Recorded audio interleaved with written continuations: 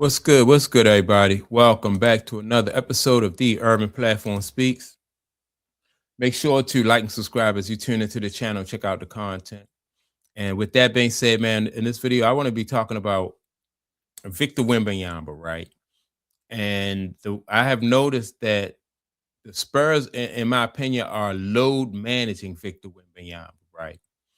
And the reason why I believe that they have to do this is because of his style of play. Last week I spoke about Victor Wembanyama on my podcast with my co-host, right? And I told them, I was trying to explain to them that by Victor Wembanyama being 7 feet 4 inches tall, 7 feet 5, that his style of play is not conducive for longevity. And one of the guys on the podcast said that it is that, he disagreed. He said that Victor Wembanyama was made to play the way that he played. And so I had to break it down to him, and I used Ralph Sampson as an example. Ralph Sampson was 7 feet 4 inches tall, came out of the University of Virginia, was drafted by the Houston Rockets, played alongside Hakeem Olajuwon. They used to call them the Twin Towers. So Ralph Sampson was an excellent athlete. He was like a gazelle. He could run from end to end of the, fill the lanes and dunk and all that stuff, right? But he didn't have a long career because of his style of play. That high impact style of play is not conducive for a guy that's 7 feet 5 inches tall. You can't maintain that. That's why Hakeem Olajuwon, who was also Ralph Sampson's teammate at the Rockets, his career lasted a lot longer because he didn't do all that. He learned how to he developed footwork. He learned how to play with his back to the basket, and he worked on his low post game.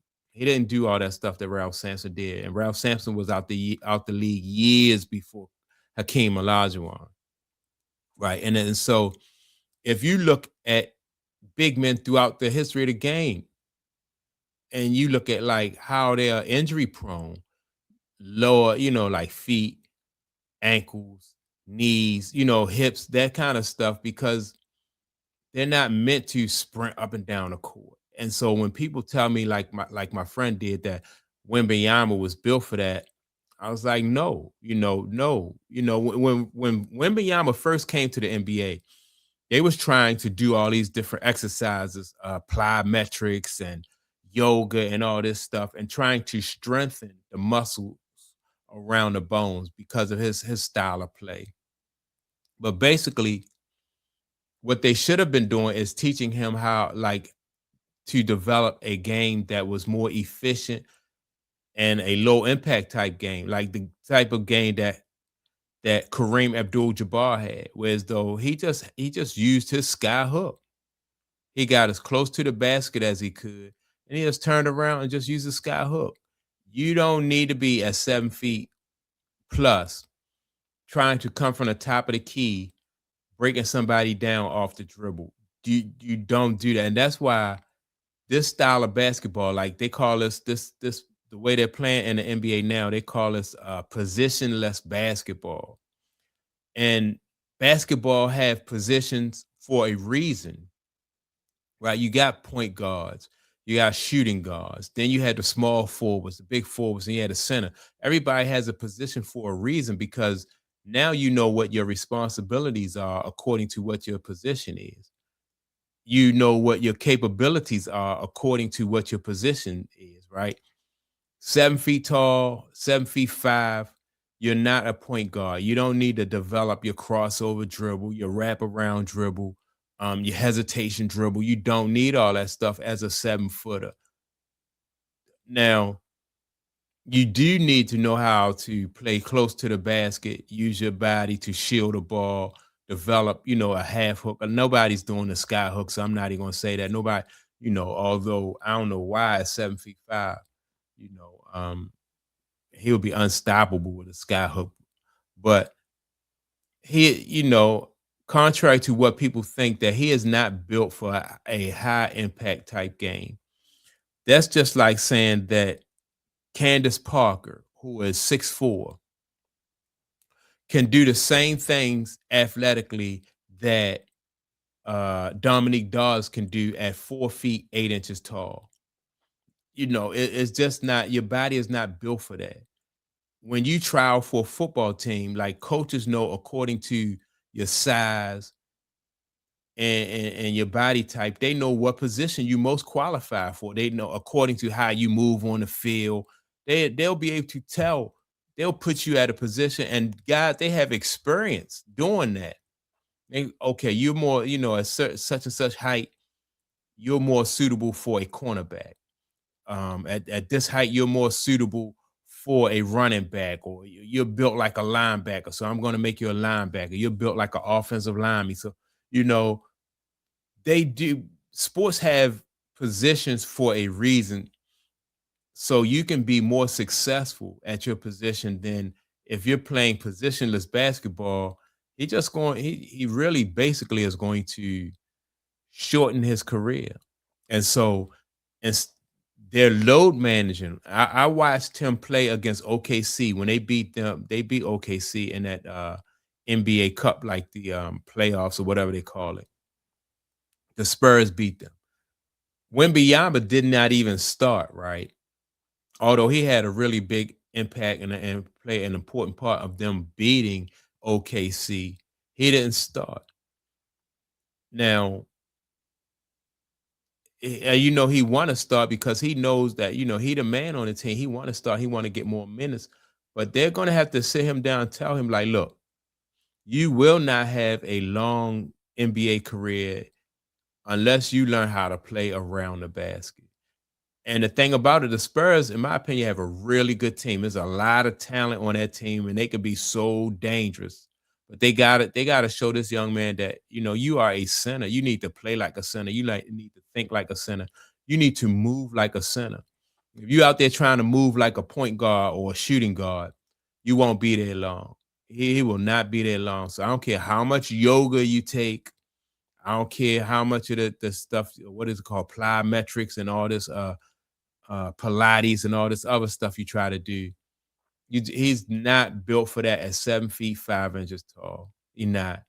And the thing about it, the NBA is going away from positionless basketball and is going back into people are finding their positions. When you look at, like, the teams that are successful, you have, like, you got the point OKC.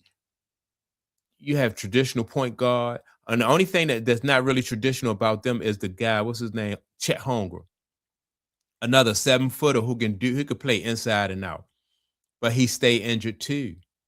And his career, hopefully he'll have a long career, and hopefully he'll learn how to play closer to the rim around the basket.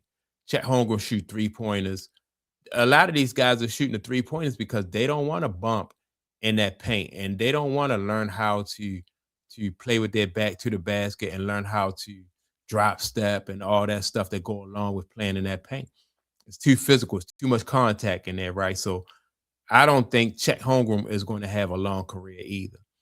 But most of the teams now are going back to, they're getting closer back to playing basketball, whereas though you have designated positions. When you look at the Detroit Pistons, right, they have a center, power forward, small forward. They're traditional point guard and a shooting guard, and they're a really good team. And that is what's going to make teams be successful. This positionless basketball, and you got guys like, what was the guy, Joel Embiid shooting jumpers.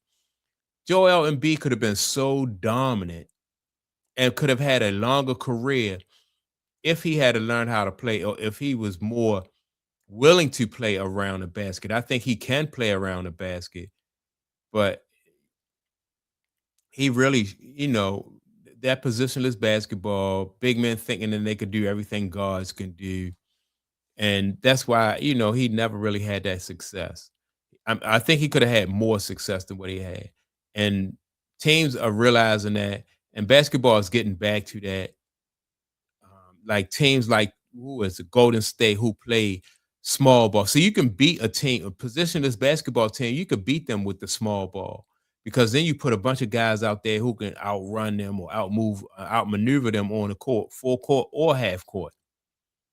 But when you have guys playing their rightful position, the Golden State Warriors wouldn't be able to beat, like in these days because they just too small.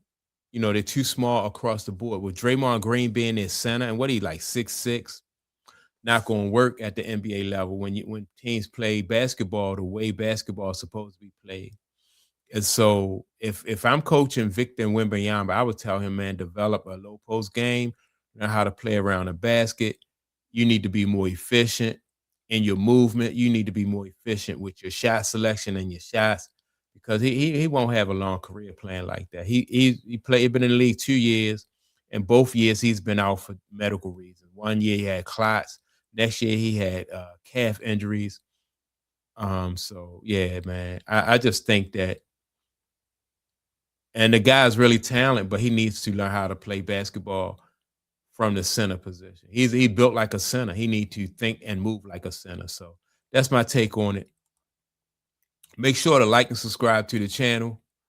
Also, don't forget to leave a comment. And with that being said, man, I'm gonna check y'all out in the next video. Peace.